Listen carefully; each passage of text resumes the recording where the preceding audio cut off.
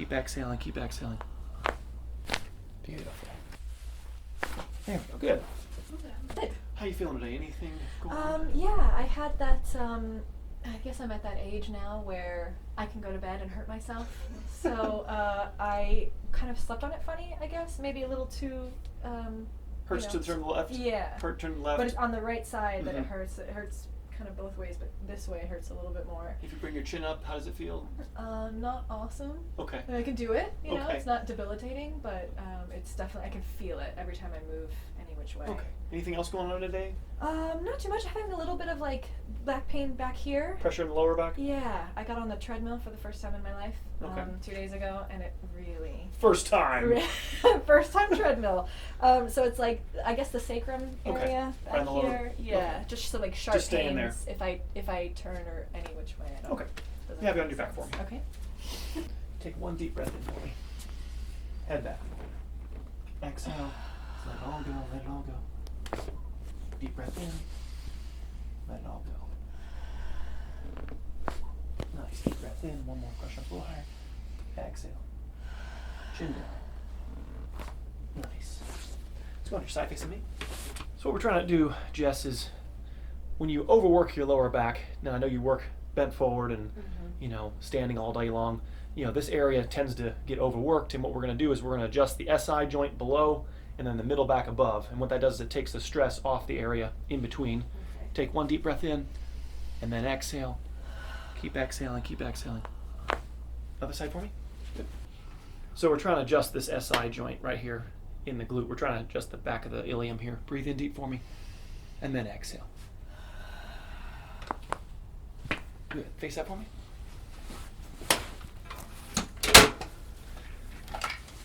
Okay. I've never really found much success asking the lower back to do more, or in your case on your right side of your neck.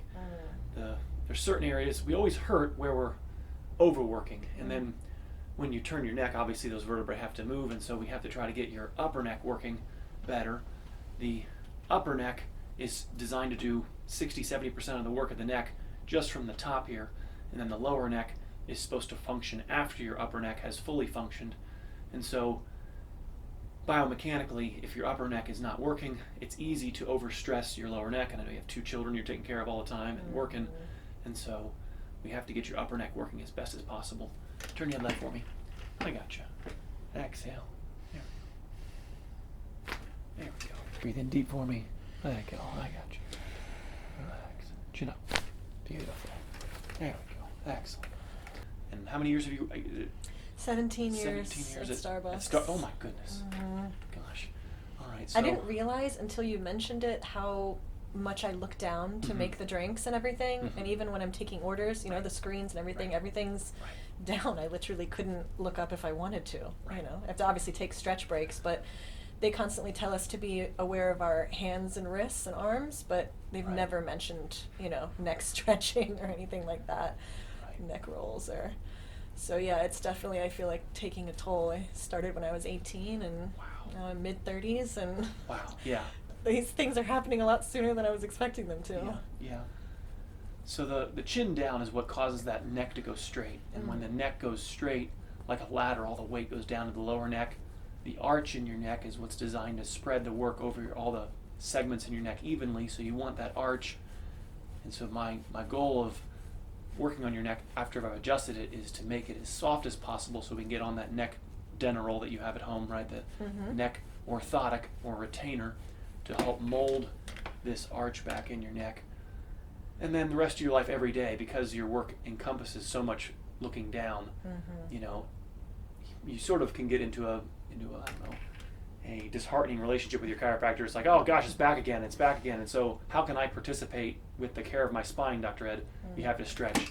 And then, you know, days we forget and it builds up more, and we have to remind ourselves to get on those neck stretches, maintain our proper alignment, maintain this curve.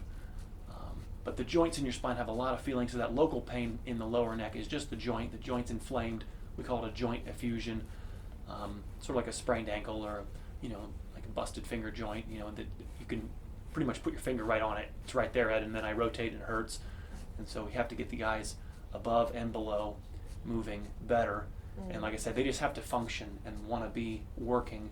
We can't just, you need to be constantly conscious of your posture at work and, not tuck your chin down. It's like, no, I believe you just try as best you can perhaps, but at the end of the day, you have to pay for your debts. I think I made it worse too by, the hobbies I've picked up during quarantine were all puzzles and diamond dotting and painting by numbers, but I don't have an easel, so I put it on the table, and Right. so every hobby I've picked up is me looking down, and I read constantly, and so I just, Scraping the bottom of the barrel, like, well, it's time to pull out these puzzles. Nothing better to do. nowhere to go, nothing to do. There's only so much movies and TV you can watch. All right. There we go. Just holding you back. There we go. There we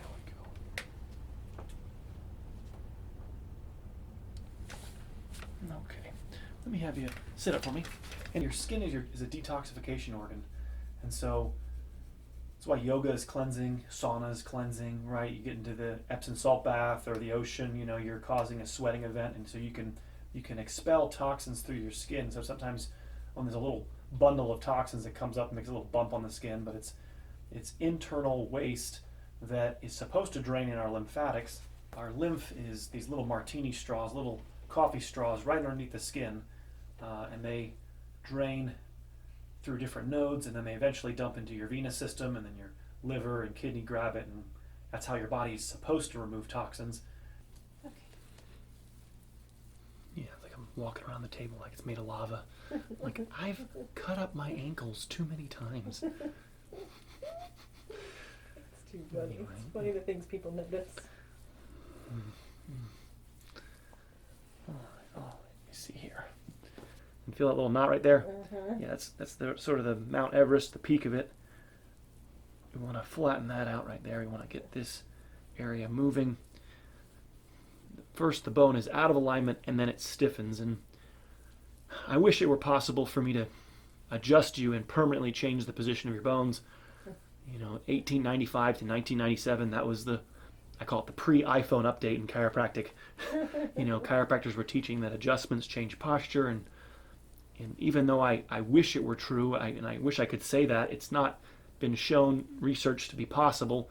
It's stretching that makes your posture worse.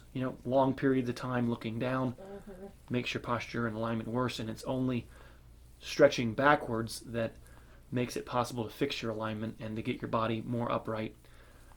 So what we're trying to do is trying to get the joints in your spine to not mind compressing, not mind overlapping and folding together, so that we can actually stretch deep enough to actually stretch the front part of your body. When we're on those Dennerolls, we're trying to stretch the front. See, if the front's so tight, do you see how that just pulls you back forward, right? And how often do we ever do a real, deep back bend? Not often. And so the front ligaments, everybody gets, I think, and rightfully so, because the backside gets so damaged.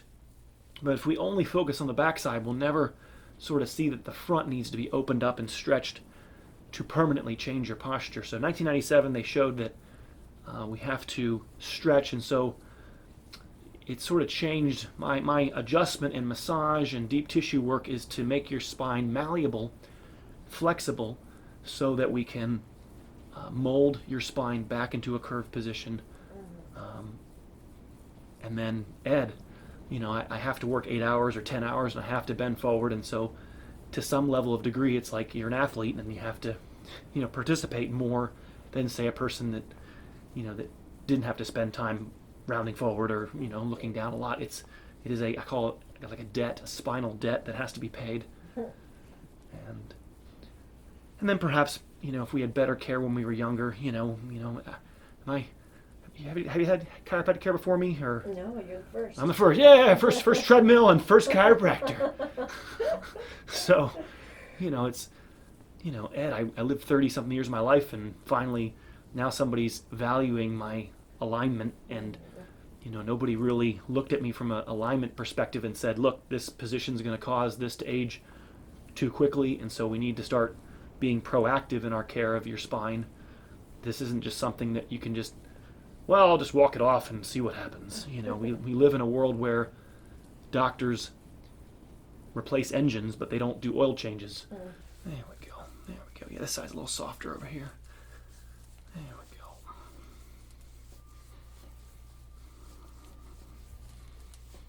How old are your kids? 4 and 7. 4 and 7. Any plans for more? No, No, I'm done, Ed. Done. I have too many. Okay. 7's great. 4 is, yeah. 4 I is still know. a challenge. And he still wants me to carry him around like a baby.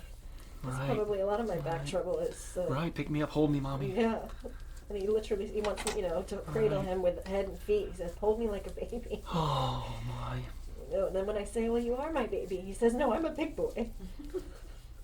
You have to tell him that you have to sit, and then you can tell him that you can, get on your lap. But it's that lifting. I usually tell moms, lifting the kid into the car seat, lifting the kid into the car. Just when's my back gonna not hurt anymore? When you're not lifting them into a high chair, into a, all those things. Just, they're getting heavier, and they're still wanting the same or more. There you go. I know. Yep.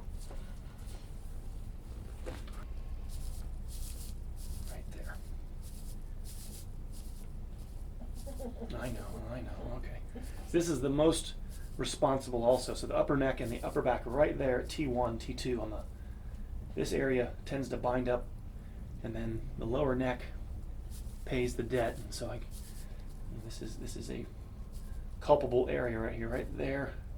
I've never seen a T2, T3, we call it the second and third thoracic vertebrae. I never see this area ever get operated on. Well, it's age and weight that cause back problems. Okay, well, how old is this area? It's the same age as all the other areas, and I think it's silly that we still say that. I'm amazed that we still use age and weight as a way of telling people that that's what's causing back problems. I have, thin 15-year-olds, that have back problems, and I have larger old people that have no back problems. I've never been able to just say that weight or age cause problems. It's always about the alignment and the mobility, the position, posture you're in, what you want from your spine, right? Taking care of kids and working. We actually have a bed at home that's on a movable frame, so you can move the top part of the bed and the bottom part, your feet or your head. Right. So maybe if I could sleep with my feet slightly raised, it would help me to sleep on my back. It will give you comfort. I think of the CEOs that make those beds design them from a perspective of trying to give you the most comfort. And the front part of our spine naturally has less feeling than the back side, and so there's always going to be it'll feel better to have your legs lifted. And I'm not denying you might be able to do that, and maybe over time we could slowly lower it, to make it so that you could sleep on your back. Right. Because it will put more weight on the anterior or the front part of your spine where the discs are. The discs don't have any feeling, and so it's going to feel better to have your legs up. But it's the opposite of the Denneroll, right? It's the opposite of arching back. And so if you spend all night long with your legs lifted, essentially you're doing a mild forward stretch all night long. I get you. You'll wake up, the joints can be swollen, and so while you were sleeping you felt fine, but then when you wake up you're going, oh man, I feel stiff, I feel swollen, and that's because of the forward rotation.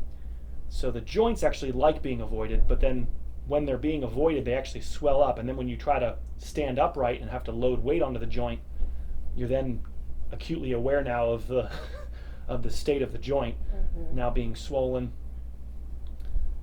So it's a tough one. It's I think of like the Lazy Boy chair company, how they make the most comfortable couches, not by making couches that are uncomfortable, but making uncomfortable couches. They make an uncomfortable couch, nobody buys it, and they're out of business. So they've mastered the art of making comfortable couches, which put all the weight on non-sensitive structures. But yeah, these are the roots of your neck right here. These are all just, like I scraped quite a bit right there, and really no mark came out, but you'll see the mark, comes out only really where there's an internal toxin that's trapped. Muscles that are tight. These are postural muscles, so these are the roots of your neck. As the head goes forward, these roots are constantly pulled on, and so it's to be expected that lactic acid gets trapped in here.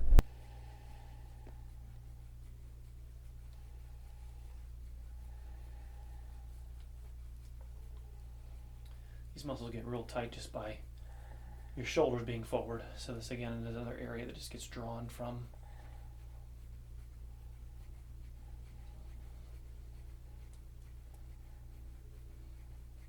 Okay.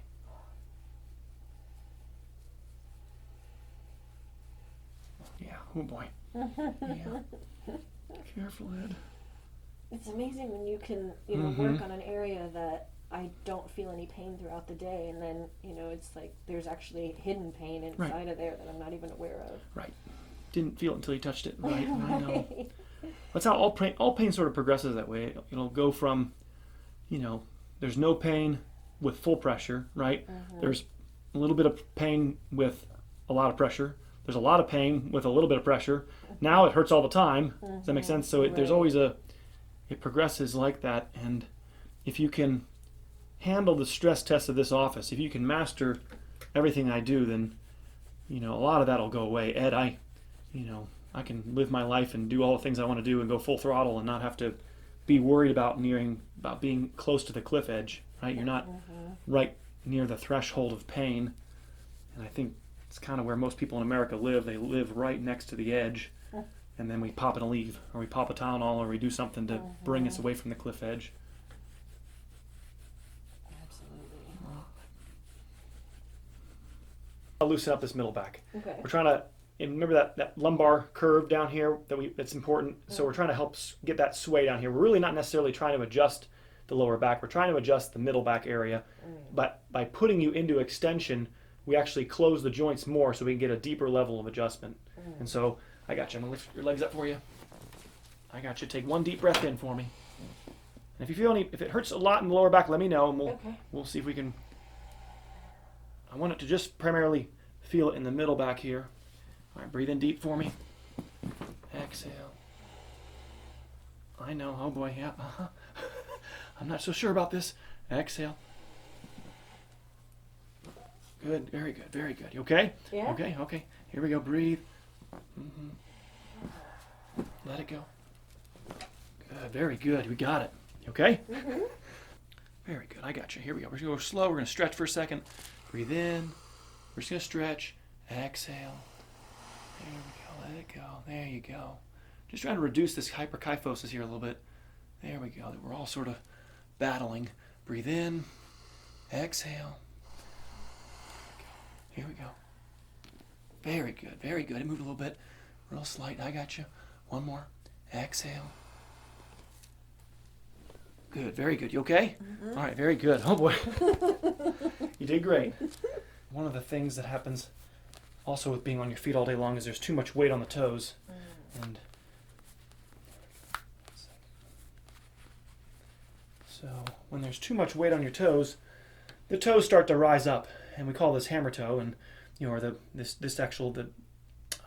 first metatarsal starts to first phalange actually starts to go medial, and that pushes out the first metatarsal. We call it the right bunion. And so we want to prevent that. We want to work on keeping the toe sort of traction a little bit, try to keep that lined up. What eventually happens is this cartilage on the inside here wears out, and we don't feel it until it's worn out.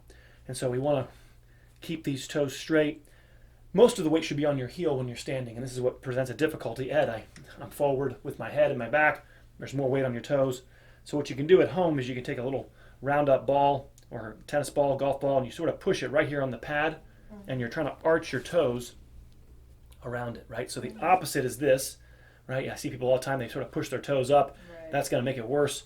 You want to work on this type of alignment. Gotcha. Sort of the rest of your life, you get bored in the evening, whatever, you just take your foot and sort of, I think with my foot, I just take it and try to hold.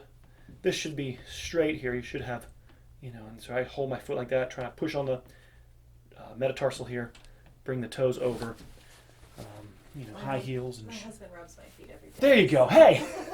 I'll tell him to focus on that. That's right. Get to work. Get my toes.